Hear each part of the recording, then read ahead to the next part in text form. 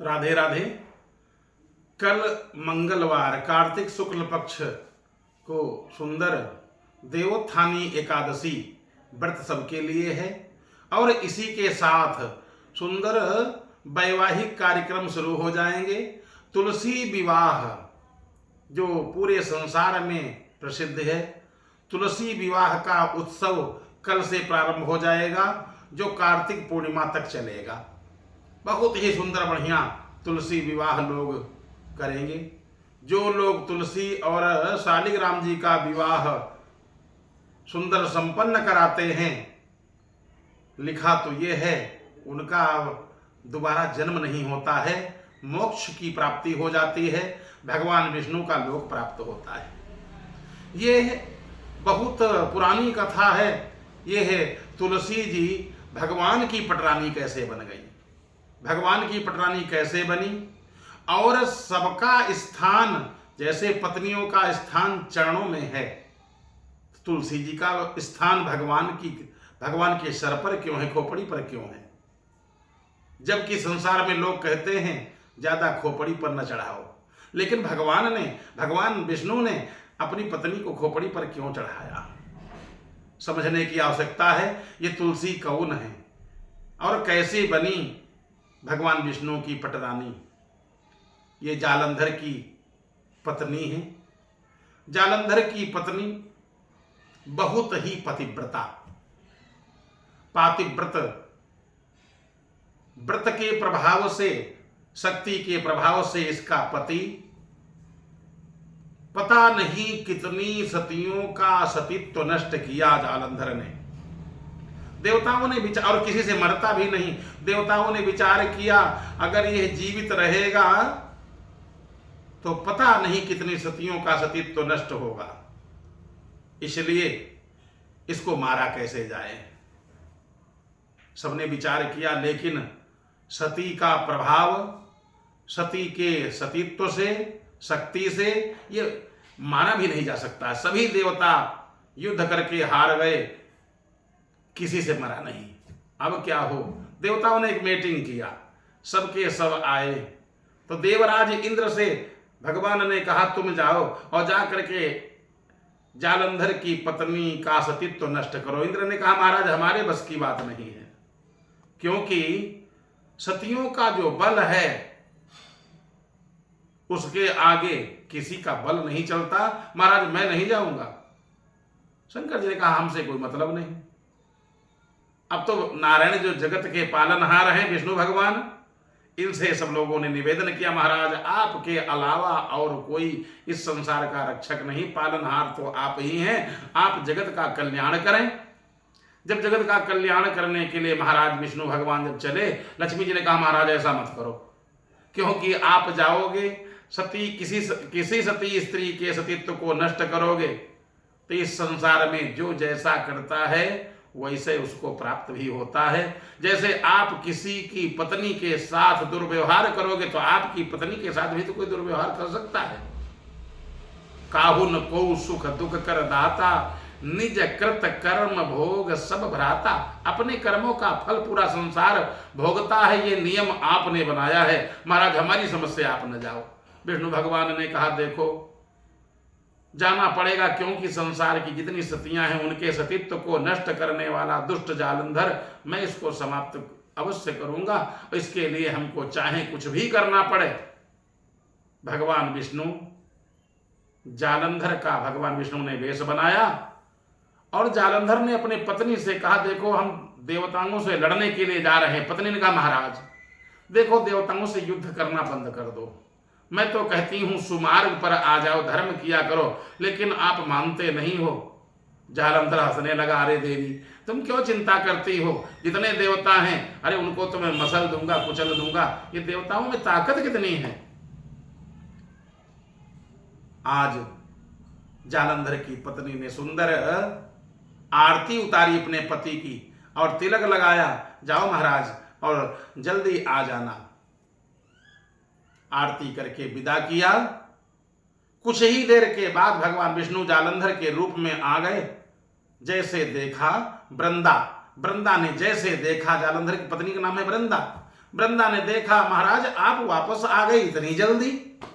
हंसने लगे भगवान विष्णु जो जालंधर के वेश में हैं।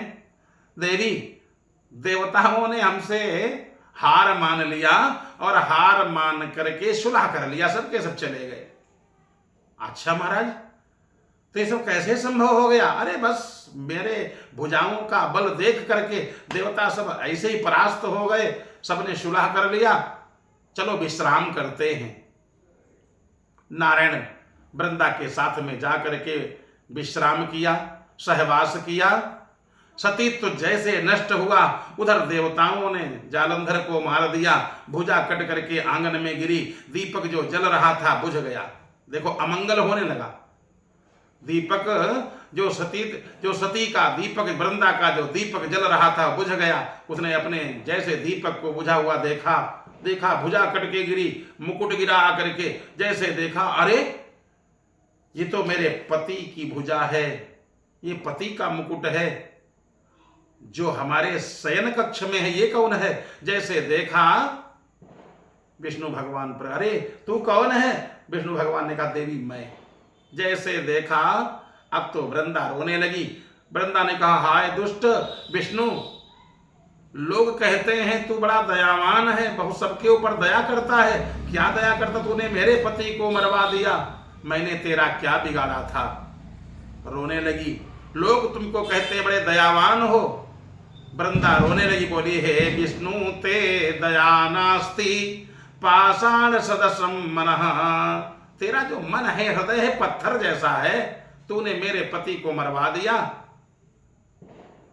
जाओ तुमको मैं श्राप दे रही हूं। वृंदा ने श्राप दे दिया, जाओ तुम तस्मात् भव पाषाण, जाओ तुम पत्थर बन जाओ।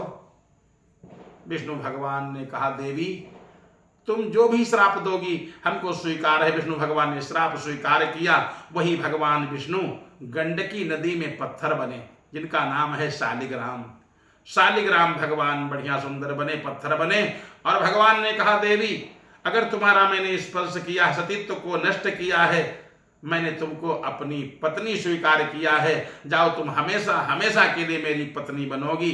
तुम तुलसी वृक्ष बनोगी और मैं शालिग्राम बनूंगा।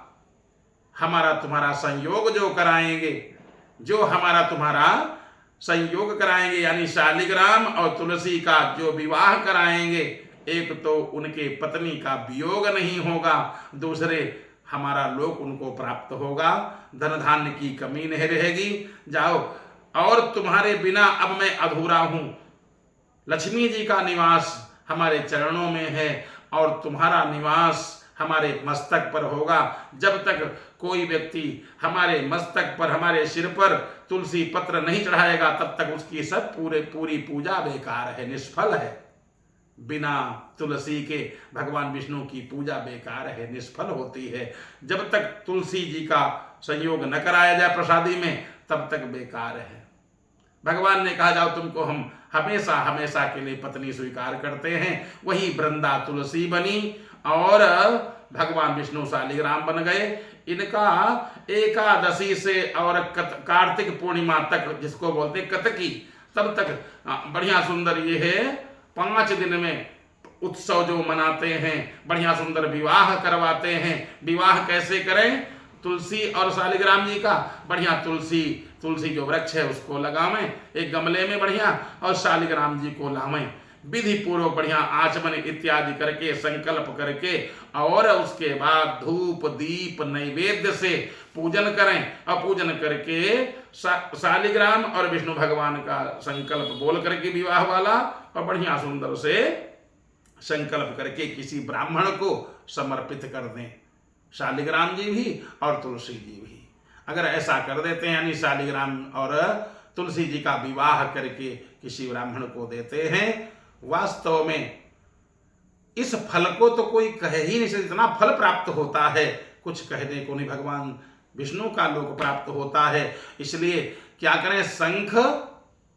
शंख शालिग्राम और तुलसी, इनको अलग अलग नहीं रखना चाहिए। शालिग्राम तुलसी का वियोग नहीं कराना चाहिए, अलग अलग न रखें। जहां विष्णु भगवान की प्रतिमा हो वहीं पर शंख रखें, और तुलसी का संयोग करा दें, धन धान्य की कमी नहीं रहती है। इस प्रकार से सुंदर यह कथा सुने और विवाह इत्यादि उत्सव इत्यादि मनावें, मानव जन्म धन्य हो जाएगा, इसमें संशय नहीं। राधे राधे।